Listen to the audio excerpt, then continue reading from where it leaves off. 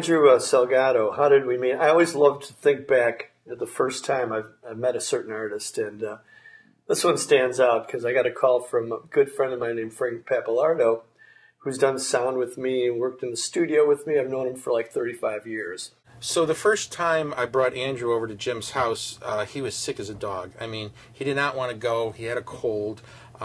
His nose was stuffed up. But I said, hey, you know what? We can't cancel. And he said, you know, I don't call you much for anything, like talent. Oh, listen to this guy, listen to this girl. But I feel I have to tell you about a guy that my son plays baseball with. I'm going, yeah, right. Oh, boy. It seems like baseball is a reoccurring theme in our relationship. He was my son's pitching coach. And one day he says to me, you know, don't tell the boys, but I do music. No, really, you got to hear this kid. I said, well, if you think he's good, bring him over. So one day, Frank arrived with this guy in tow. He was a little bit chubby, but he had a good look about him, and he had the worst cold in the world. I was extremely sick.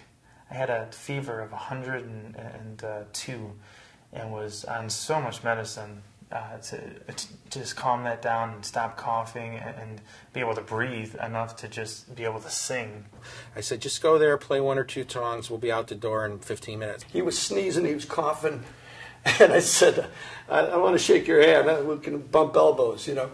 So I show up here, and Jim doesn't even want to touch my hand because I'm coughing and sneezing nonstop, and he just kind of, you know, gives you an elbow because he doesn't want to get sick.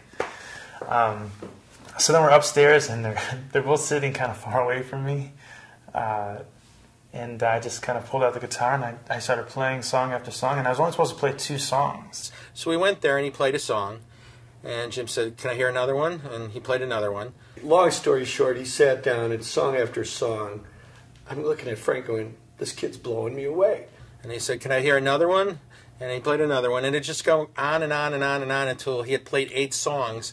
And at that point, I felt like we would have been out the door in 15 minutes if Jim didn't like him. So I think he was pretty excited about the songs that Andrew was playing for him. But there were certain flaws in the songs, and I was taking notes, and this chorus could be ba-ba-ba, you know, and instead of saying, hey, these are my songs, he's saying, wow, yeah, that would work. I knew immediately we'd be working well together. And then at the end of the night, I just felt really, really good.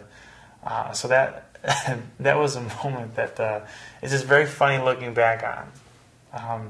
And to have that be the night that him saying that he wanted to produce me, and you know, here we are, you know, finished with a record and starting to promote it and starting to get out there, is just kind of cool to look back and laugh at that.